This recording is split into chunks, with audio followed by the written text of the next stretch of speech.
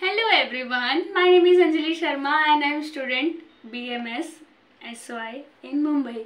जैसा कि आप सभी जानते हैं कि मैं खुद स्टूडेंट हूँ सेकेंड ईयर की एंड जो मैं अपने कॉलेज में पढ़ के आती हूँ, अपने टीचर्स पढ़ के आती हूँ, सेम एज इट इज़ मैं आपको वही चीज़ यूट्यूब पे पढ़ाती हूँ। तो जैसा कि हमने अभी सेकेंड ईयर का स्टार्ट किया है ट्रेनिंग एंड डेवलपमेंट, जो हमारा सब्जेक्ट स्टार्ट हो गया है, 5-6 लेक्चर्स हो गए उसके, तो मैं सोची कि एक सब्जेक्ट को पढ़ाना वो ठीक है, वो बहुत अच्छी बात है, बट उसके साथ साथ एक दो और सब्जेक्ट्स को कंटिन्यूस करते हैं। तो आज से मैं स्टार्ट कर रही हूँ human resource management means HRM। ये सब्जेक्ट नया है, यहाँ पे आप देख सकते हैं ये मेरे पर्सनल नोट्स हैं एंड अगर आप सभी को नोट्स चाहिए तो मैं टेलीग्राम पे सेम एज इट इज़ जैसा यूट्यूब का आईडी है वैसे टेलीग्राम पे है AR शर्मा, उस पर आप जाके सारे नोट्स PDF मैंने बना के रखा है, वहाँ पे आप जाके नोट्स ले सकते हैं। यहाँ पे कैसा है, हमारा HRM में 4 मॉड्यूल्स है, मॉड्यूल 1, 2, 3, 4। तो ये 4 मॉड्यूल्स में कुछ पॉइंट्स है, उन्हें हम कवर करेंगे। तो अपना फर्स्ट मॉड्यूल में फर्स्ट पॉइंट है ह्यूमन रिसोर्स मैनेजमेंट, वही देखेंगे कि होता क्या है। उसके अंदर डेफिनेशन है, स्कोप है, ऑब्जेक्टिव है एंड फंक्शंस है। तो ये चारों पॉइंट्स हम आज नहीं कवर कर पाएंगे, बट आज हम स्कोप देखेंगे नेक्स्ट लेक्चर में, नेक्स्ट पॉइंट। यहाँ पे हमारा फर्स्ट है definition of HRM means HRM होता क्या है। HRM का फुल फॉर्म है ह्यूमन रिसोर्स मैनेजमेंट, कि ह्यूमन रिसोर्स को कैसे मैनेज करता है वो देखेंगे। तो यहाँ पे क्या है, HRM is the process of managing people in an organisation in structure and strategy way. जो भी हमारे स्ट्रक्चर्स है, जो भी स्ट्रेटेजी बनाया गया है, जिस वे में बनाया है, उसे कौन मैनेज करता है, एक HR मतलब ह्यूमन रिसोर्स, उसके हाथ में सब कुछ होता है मैनेज करना। It involve recruitment, training, development and employ to achieve both individual and organisation goal. Exactly, देखो ऑर्गेनाइजेशन में जो भी गोल्स बनाए हैं उन्हें अचीव करने के लिए कौन हेल्प करता है, एक HR करता है। और HR के हाथ में क्या होता है, ट्रेनिंग होता है। वो एम्प्लॉयज़ जो हायर करता है, पहले उसके हाथ में रहता है कि एम्प्लॉयज़ को हायर करना है, देन उसे ट्रेनिंग देना है, उसे डेवलपमेंट देना है, उसके अंदर स्किल बाइल्ड करना है। तो ये सभी काम किसका रहता है, एक HR का रहता है। इन शॉर्ट बोला जाए तो HR के हाथ में 80% काम होता है अपने ऑर्गेनाइजेशन का। एंड इसमें क्या होता है, देखो सिंपल वे में बताया जाए तो HR का काम होता है एम्प्लॉयज़ को सैलरी देना, एम्प्लॉयज़ को हायर करना, एम्प्लॉयज़ को कब फायर करना है, वो उन्हें कब मोटिवेट करना है, उन्हें कब प्रमोशन देना है, ये सभी काम एक HR का होता है। यहाँ पे हमने देखा कि डेफिनेशन क्या होता है HRM का। अब देखते हैं स्कोप ऑफ HRM, मतलब क्या है स्कोप HRM का।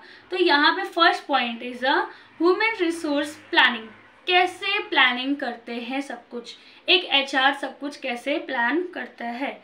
How many and what kind employ are need the future means कौन से एम्प्लॉयज़ ज़रूरी है ऑर्गेनाइजेशन के फ्यूचर के लिए, उन्हें हायर करना। First of all ensuring the right people are the right job at the right place। Exactly, right people होना चाहिए, राइट जॉब उसको होना चाहिए, राइट प्लेस पे।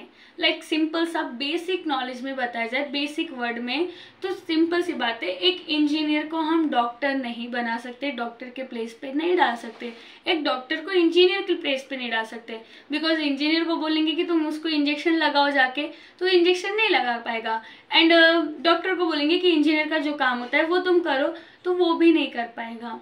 तो जिसका जो काम है उसको वो देना है और उसका वो जगह, स्पेसिफिक जगह होता है। अभी इंजीनियर को बोलेंगे कि तुम आके डॉक्टर के एरिया में अपना जो भी काम है वो करो, तो ऑब्वियसली वो नहीं कर पाएगा।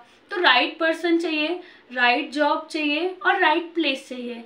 तो ये क्या होता है, HR को पहले ही देखना पड़ता है कि कौन सा इंसान कंप्यूटर के पास बैठ के काम कर सकता है।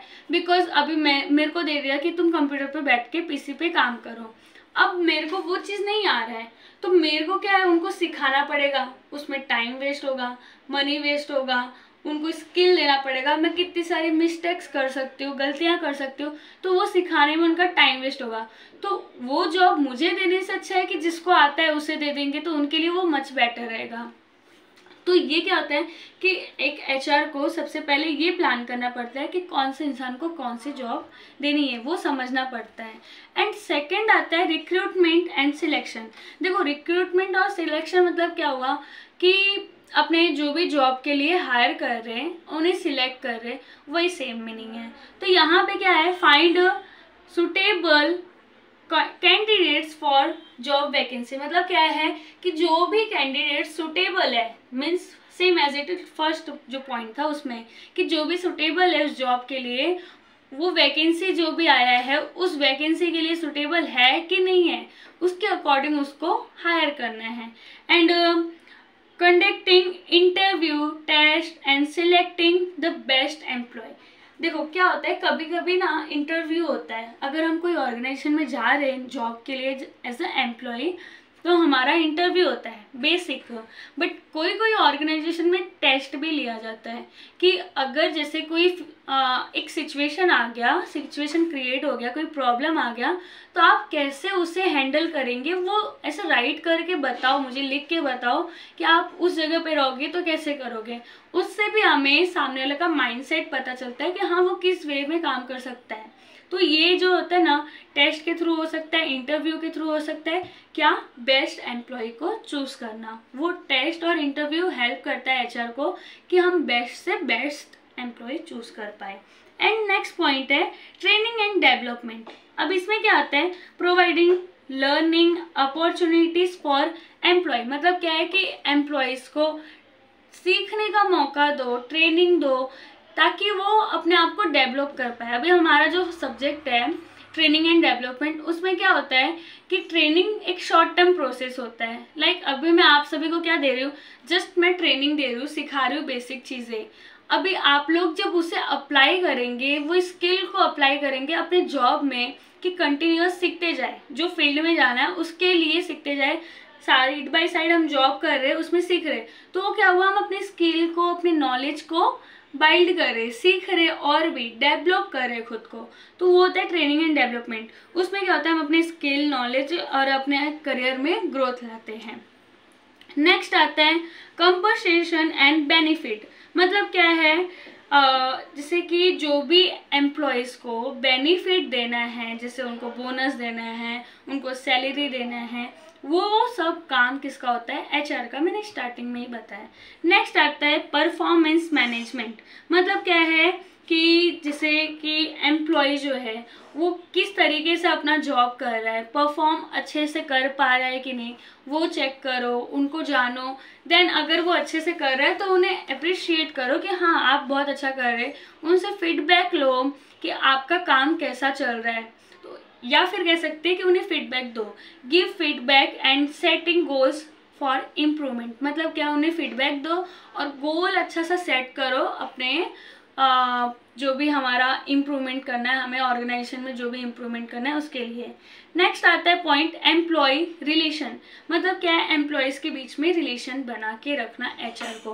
बिकॉज अगर एक एचआर है वो एम्प्लॉयज़ के साथ में रिलेशन अच्छा नहीं बना के रखा है, वो हमेशा मुँह चढ़ा के रखा है, हमेशा नाराज़ रहता है, तो फिर वो जो एम्प्लॉयज़ है वो सेटिस्फाई नहीं होंगे। बिकॉज एचआर बहुत रूड है। बट अगर एचआर उनके साथ फ्रेंडली रहे, उनके पॉइंट ऑफ व्यू ले कि हाँ आप भी अपने आइडियाज़ बताओ, मैं ही अपना आइडिया नहीं बताऊंगा, आप भी मुझे अपने आइडियाज़ दो, अपने नॉलेज दो, तो इससे क्या होगा, वो उनको लगेगा कि हाँ मुझे भी इम्पोर्टेंस दिया जा रहा है। बिकॉज देखो सिंपल सी बात है, अपने कॉलेज में ही देख लो, अगर मैम लोग हमें कुछ बोलते हैं कि हाँ आप अपने आइडियाज़ बताओ, तो अपने को ऐसा लगता है ना कि हाँ ठीक है हम भी उस लायक है, तभी तो हमें बोला गया कि हाँ तुम भी कुछ आइडियाज़ दो। तो वो अपने को कैसा कॉलेज में लगता है कि हाँ बहुत अच्छा लग रहा है, थोड़ा प्राउड मोमेंट लगता है कि हाँ मुझसे पूछा जा रहा है। देखो हम आइडिया दे या ना दे, बट हमें पूछा जा रहा है, हमें इसी में बहुत खुशी मिलती है। तो ऐसे ही एक ऑर्गेनाइजेशन में अगर एचआर एम्प्लॉयज़ के आइडियाज़ को, उनके नॉलेज को लेगा, और मोस्ट ऑफ द टाइम ना हम एक एचआर जो है ना सिंगल पर्सन अपने आइडियाज़ को देगा और उसके साथ में 10 लोग रहेंगे, तो 10 लोग अपने अलग अलग आइडियाज़ आएंगे। एचआर अगर अपना कुछ प्लान बनाए तो उसका सिंगल एक आइडिया रहेगा, आई थिंक वो रॉन्ग भी हो सकता है, बट अगर 10 लोग दिए, 10 में से किसी एक का तो एकदम इफेक्टिव हो सकता है जो ऑर्गेनाइजेशन के गोल्स को अचीव करने में बहुत हेल्प करे। तो इसमें क्या है कि एक एचआर को ही फायदा होता है। देखो, अगर वो ऑटोक्रेटिक रूल्स लेके चल रहा है तो उसमें उसको ही लॉस होगा, बट डेमोक्रेटिक लेके चल रहा है कि हाँ मैं भी अपने आइडियाज़ दूंगा, शेयर करूंगा, आप भी अपने आइडियाज़ शेयर करो, तो ये क्या है, एक रिलेशनशिप उन दोनों के बीच में बहुत अच्छा बनता है। देखो, maintaining health workers employment, resolving conflicts and promoting goods selection among steps. मतलब क्या है कि इसमें सिंपल सी यही बताया कि जो उनके हेल्थ होते हैं उनको भी ध्यान दें। एंड एग्जैक्टली देखो, सिंपल सी बात है, अगर कोई एम्प्लॉयज़ को छुट्टी चाहिए कि सर मुझे अभी कुछ दिन के लिए छुट्टी चाहिए, और अगर एचआर जो है उनकी सिचुएशन को नहीं समझ रहा है, उनके हेल्थ को नहीं समझ रहा है, उनके कुछ पर्सनल इश्यूज होंगे वो नहीं समझ रहा है और बोल रहे नहीं आपको जॉब पे आना है, तो वो जो एम्प्लॉय है वो सेटिस्फाई होगा उस जॉब से या डिससेटिस्फाई होगा? ओब्वियसली वो डिससेटिस्फाई होगा, उनको पसंद नहीं आएगा कि कैसा रूड एचआर है, वो चाहेंगे कि जल्दी से जल्दी मैं कहीं और देख लूँ जॉब के लिए।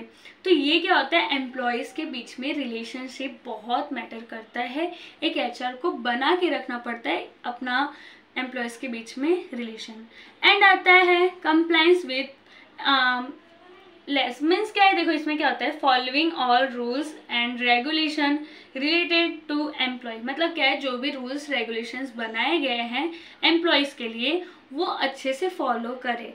Ensuring work place safety and employ right, means simple सी बात है, जो भी एम्प्लॉयज़ के सेफ्टी है, जो भी एम्प्लॉयज़ के राइट्स है, उनको भी ध्यान दिया जाए।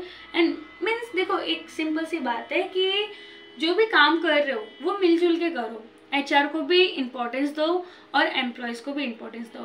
और अगर एम्प्लॉय और मैनेजर के बीच में कुछ मीन्स कुछ इधर उधर बात हो गई, तो एचआर जो है वो मैनेजर को भी समझा पाए और अपने एम्प्लॉयज़ को भी समझा पाए, दोनों को रखे। ना कि अगर मैनेजर के ऊपर उंगली कर रहा है, मैनेजर को कुछ अगेंस्ट जा रहा है, तो फिर एचआर के जॉब पे रिस्क आएगा। बट वो ये चीज़ ना सोच के उनकी साइड भी ले और मैनेजर की भी साइड ले, मीन्स जो राइट है उसकी साइड ले। मीन्स एचआर के अंदर देखो, अभी आपके ऊपर 80% काम आ गया ऑर्गेनाइजेशन का, तो ऑब्वियसली आपको वर्कलोड बहुत ज़्यादा रहेगा। तो ये क्या होता है, एचआर के ऊपर रहता है कि आप सब कुछ कैसे मैनेज करके चलते हैं। सो यहाँ पे हमारा कंप्लीट हुआ स्कोप ऑफ एचआरएम।